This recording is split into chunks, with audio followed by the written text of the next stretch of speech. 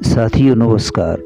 मित्रों, गीता ज्ञानदाता यहाँ कहते हैं, अर्जुन ने तीसरे अध्याय के आरंभ में यह पूछा ही था कि ज्ञान योग और कर्म योग इन दोनों में मुझको एक साधन बतलाइए जिससे मैं कल्याण को प्राप्त कर सकूं। फिर यहाँ उन्होंने दोबारा वही प्रश्न किया, किस अभिप्राय से किया। मित्रों, वहाँ अर्जुन ने ज्ञान योग और कर्म योग के विषय में नहीं पूछा था। वहाँ तो अर्जुन के प्रश्न का यह भाव था कि यदि आपके मत में कर्म की अपेक्षा ज्ञान श्रेष्ठ है तो फिर मुझे घोर कर्म में क्यों लगा रहे हैं। आपके वचनों को मैं स्पष्ट समझ नहीं रहा हूँ, वे मुझे मिश्रित से प्रतीत होते हैं।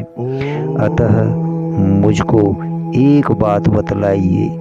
परंतु यहाँ तो अर्जुन का प्रश्न ही दूसरा है।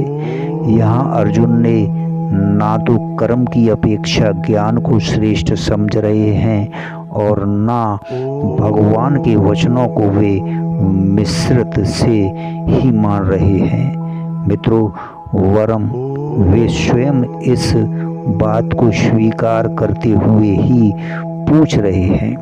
आप ज्ञान योग और कर्म योग दोनों की प्रशंसा कर रहे हैं और दोनों को पृथक पृथक बतला रहे हैं। परंतु अब यह बतलाइए कि इन दोनों में से मेरे लिए कौन सा साधन श्रेयकर है। इससे सिद्ध है कि अर्जुन ने यहाँ तीसरे अध्याय वाला प्रश्न दोबारा नहीं किया है।